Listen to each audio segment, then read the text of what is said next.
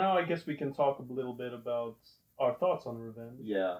So I have quite a few so yeah, we basically stemming from what I just uh, said. Yeah. I can't speak for P, but basically, revenge to a certain extent is not worth it. Like, because here's the thing: if something bad happens to you and you indulge your your personal sense for justice by enacting revenge, there is a strong, very strong chance that it's gonna bite you back, or you're gonna lose a lot in your pursuit of revenge.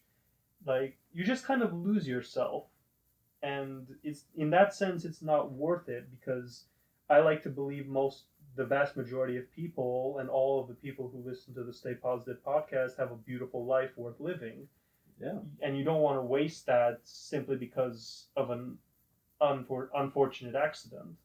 Mm-hmm. You know, there are bad people in the world, but Yeah. if you spend your whole life trying to like hunt them down or track them down, you know, it's I mean, I get it, but like that's your life you're wasting away for that Yeah. one thing.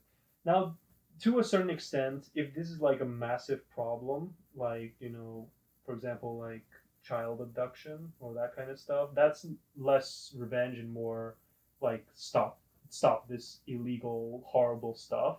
Yeah. I mean, that's a clear cut case where, there are just people that are morally depraved. Yeah, but like, let's say someone got in a car accident and your loved one was killed, and the person who hit them, like, Like T-boned their side, and I mean, like, yeah, that's a totally different case. It's like, what you're gonna hold a vendetta against this person? I mean, okay, you shouldn't. like, That's the point. yeah, like, I mean, okay, what happens if the person's drunk? Okay, like, That makes it more angry.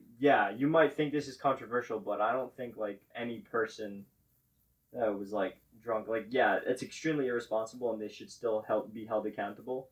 But I think if I were to put myself in that person's shoes, they definitely didn't like They didn't. expect to go and hurt somebody. No, they didn't do it out of malice, but like that Yeah, probably makes it they did it all out the of more. irresponsibility. Yeah, that probably makes it all the more Which is- frustrating because Yeah, like exactly. of the two of them, the one who in your eyes would have deserved death lives, and the one who didn't do anything wrong was gone. Yeah, I think the way I see it is, one really, really not in stark contrast to you, but I think like there's a certain time where you just need to accept that there are some things you can control and some things you can't. And then once we start obsessing over things that fall outside of our sphere of things we can control, then we like end up spiraling into this terrible like I can even give so many examples from playing tennis all these years. Like you we're taught from young age to have a short term memory, and what happens like 1 or 2 points later when you're dwelling on the point from the past, like you're gonna end up screwing the whole game because you had no you weren't able no to move focus. You couldn't move on. You couldn't like control what was like in front of you in the moment. You had to you were literally focusing on stuff that already happened. It's like this whole notion of being stuck in the past and being, like caught in this whole cycle, this obsessive thing. It spirals out of control. It does, and then you just end up falling off the tracks, off the rails. In the end, you end up dragging people with you, and like, I understand that, things happen to people, and like, not everybody lives a perfect life, but you have to understand within yourself. And I'm also no lecturer. I'm not trying to lecture anybody right now either. I just feel it's important to recognize, like to, like take a step back and recognize, like if you are doing something just for the purpose of hurting someone else, maybe you should, take a step back, because like they may have hurt you, but like you're taught this thing from a young age, like 2 wrongs don't make a right, right? 3 rights make a left. Wow, that was off the cuff also. Like, I will say, like, and I love my grandfather, but he always told me when I was younger, like, don't get mad, get even. And that's kind of counterintuitive to the way I see it. Like, I was taught from a young age to always like get back at someone. Apparently, because like if they No. wronged me, I interpret that expression "don't get mad, get even" as not revenge. Getting mad is the revenge. Getting even is rising above that revenge. To like if someone like really, if someone that's not how I took it. To be fair, like if someone like bullies you or harasses you Yeah. or like tries to put you down or belittles you or tries to make you feel bad, you could like spend your time like pranking them or like trying to get back at them, or you could just persevere and like rise above them and Huh. eventually surpass them. that's a hot take. I never ever thought of it like that. But come to think of it, that's actually a way better way to think about it.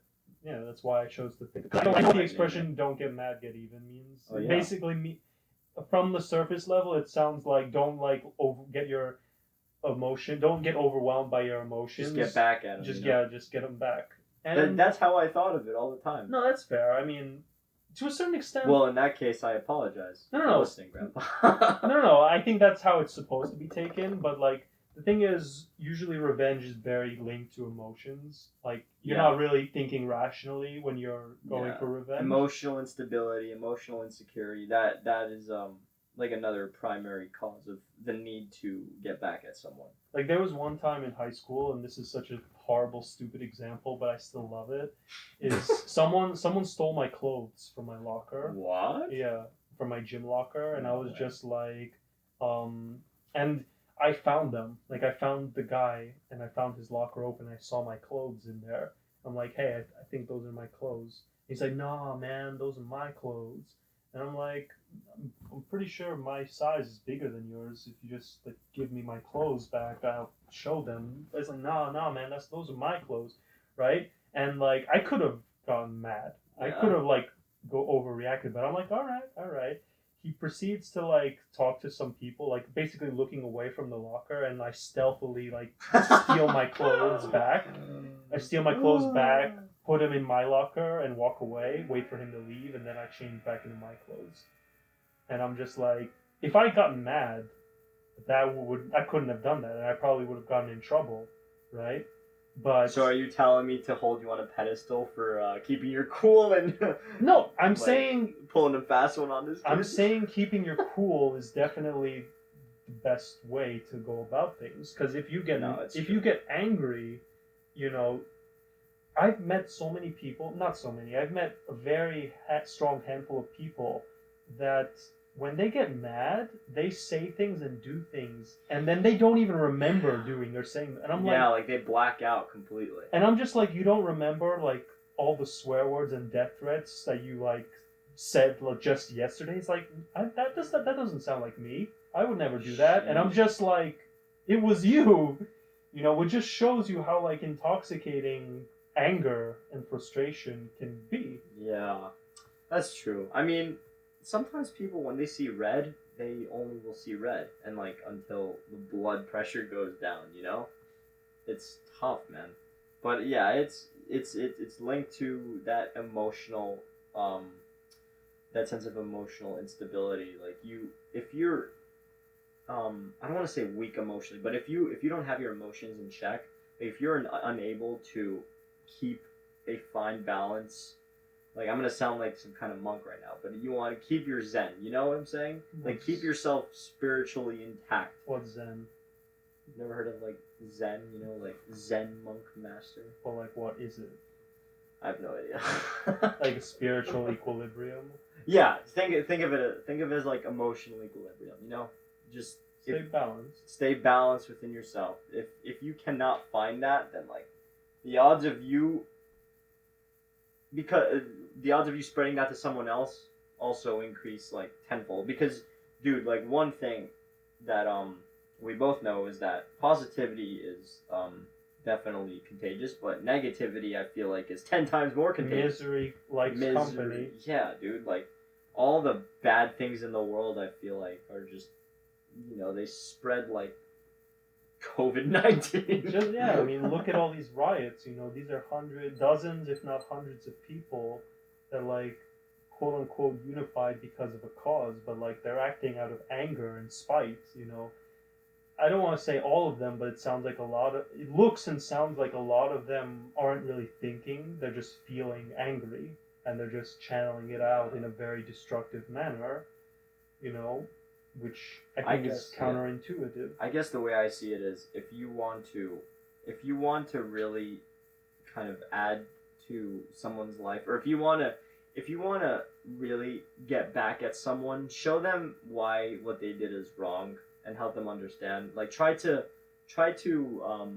destroy their ignorance rather than them as a human being, because that just puts you as a it puts you on a higher level than them. You know, like you're not going to stoop to their level Yeah. if they committed a wrong, or they did wrong by you, and so if you do wrong by them, you're gonna sink down to what they are, and you don't want to be that Yeah. because you're an amazing person, It's true. right, Alex? Always. But I have a slightly different take.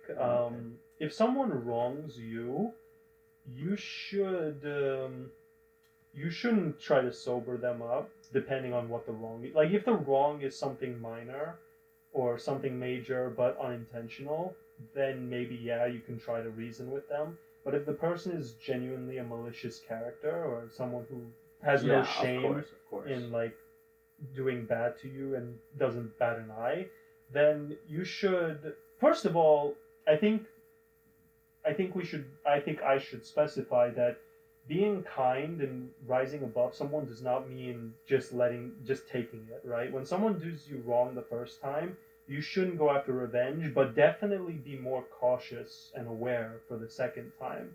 Like be prepared for the second time. Because the first time was unforeseen. The second time you should like take action to brace yourself for any possibility that the whatever happens again. Because like if you just like completely ignore the bad stuff that happens to you, you're being ignorant to yourself. You're just assuming, oh, that won't happen again, but it could happen again. True that. You know, so don't. When we say don't go after revenge, that doesn't necessarily mean oh, like just forget what happened. You know, definitely remember it. Just don't let it overwhelm you with anger and frustration, and just learn from it and make sure you're prepared for it the second time. And once again, like not everyone is evil monster. There are some horrible people, and those people you shouldn't waste a single second of your time trying to like reason with them. You should just avoid them like the plague. But for those people who might be misguided or need maybe a bit of help, you could try to reason with them, but that definitely wouldn't be my first course of action. You just need to rationalize it out. You just need to feel it out for yourself. Like pay attention to the guy or girl in question and they're willing to, like, if you reach your hand out to them, they'll be able to grab on.